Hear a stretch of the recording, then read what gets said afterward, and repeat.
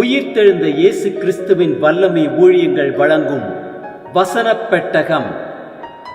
இயேசுவே கர்த்தர். இயேசுவையே தேவன் ஆண்டவரும் கிறிஸ்துவுமாக்கினார். இயேசுவே ராஜாதி ராஜா, கர்த்தாதி கர்த்தா. கிறிஸ்துவே மரித்தோர் மேலும் ஜீவனுள்ளோர் மேலும் ஆண்டவர். கிறிஸ்துவே போதகரும் ஆண்டவருமாயிருக்கிறார். வசனப் பெட்டகத்தின் இன்றைய தின கருப்பொருள் இருதயம். பாகம் 3. ராஜாவின் இருதயம் கர்த்தரின் கையில் நீர்க்கால்களைப் போல இருக்கிறது. அதை தமது சித்தத்தின்படி அவர் திருப்புகிறார். இருதயத்தை குறித்ததான வேத வசனங்களை பார்க்கலாம். நீதிமொழிகள் 4:4 வாசிக்கிறோம், உன் இருதயம் என் வார்த்தைகளை காத்துக்கொள்ள கடவது, என் கட்டளைகளை கைக்கொள், அப்பொழுது பிழைப்பாய். உபாகமம் 11:16 வாசிக்கிறோம், உங்கள் இருதயம் வஞ்சிக்கப்படாமலும் நீங்கள் வழி விலகி அந்நிய தேவர்களை சேவித்து அவர்களை நமஸ்கரியாமலும் இருக்கும்படி எச்சரிக்கையாயிருங்கள். உபாகமம் 8:17-18 வாசிக்கிறோம், என் சாமர்த்தியமும் என் கைப்பலனும் இந்த ஐஸ்வர்யத்தை எனக்கு சம்பாதித்தது என்று நீ உன் இருதயத்தில் சொல்லிக் கொள்ளாமலும் இருக்க எச்சரிக்கையாயிருந்து உன் தேவனாகிய கர்த்தரை நினைப்பாயாக.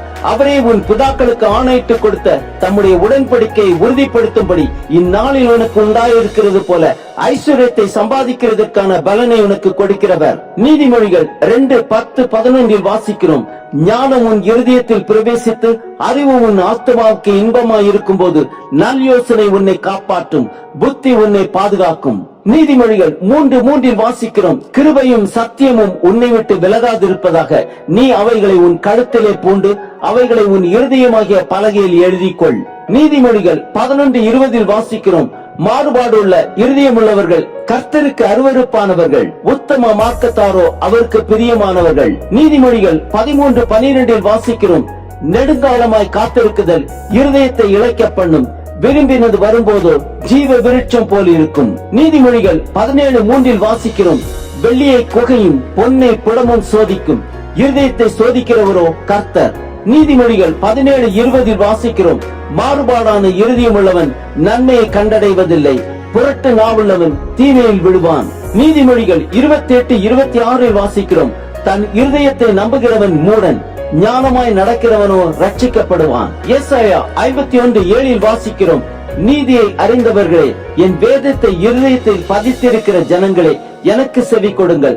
மனுஷரின் நிந்தனைகளுக்கு பயப்படாமலும் அவர்கள் தூஷணங்களால் கலங்காமலும் இருங்கள்.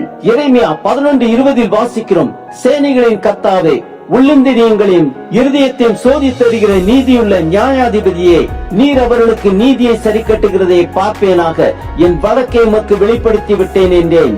எரேமியா 17:5 வாசிக்கிறோம், மனுஷன் மேல் நம்பிக்கை வைத்து மாம்சமானதை தன் புய பலமாக்கிக் கொண்டு கர்த்தரை விட்டு விலகுகிற இருதயமுள்ள மனுஷன் சபிக்கப்பட்டவன் என்று கர்த்தர் சொல்கிறார். சகரியா 8:17 வாசிக்கிறோம், ஒருவனும் பிறனுக்கு விரோதமாய் தன் இருதயத்தில் தீங்கு நினையாமலும் பொய்யானையின் மேல் பிரியப்படாமலும் இருங்கள், இவைகளெல்லாம் நான் வெறுக்கிற காரியங்கள் என்று கர்த்தர் சொல்லுகிறார். உபாகமம் 5:29 வாசிக்கிறோம், அவர்களும் அவர் பிள்ளைகளும் என்றென்றைக்கும் நன்றாயிருக்கும்படி அவர்கள் எந்நாளும் எனக்கு பயந்து என் கற்பனைகளை எல்லாம் கைக்கொள்வதற்கேற்ற இருதயம் அவர்களுக்கு இருந்தால் நலமாயிருக்கும்.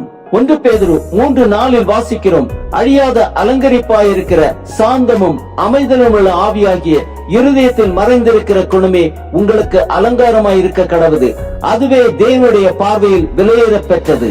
2 கொரிந்தியர் 4:6 வாசிக்கிறோம், இருளிலிருந்து வெளிச்சத்தை பிரகாசிக்க சொன்ன தேவன் இயேசு கிறிஸ்துவின் முகத்தில் உள்ள தமது மகிமையின் அறிவாகிய ஒளியை தோன்ற பண்ணும் பொருட்டாக எங்கள் இருதயங்களிலே பிரகாசித்தார். நீதிமொழிகள் 18:12 வாசிக்கிறோம், அழிவு வருமுன் மனுஷருடைய இருதயம் இருமாப்பாயிருக்கும், மேன்மைக்கு முன்னானது தாழ்மை. ஆம், ராஜாவின் இருதயத்தை கர்த்தர் தமது சித்தத்தின்படி திருப்புகிறவர். இருதயத்தை சோதித்தருகிற நீதியுள்ள நியாயாதிபதியாக உங்களுக்கு நீதியை சரி கட்டுவாராக.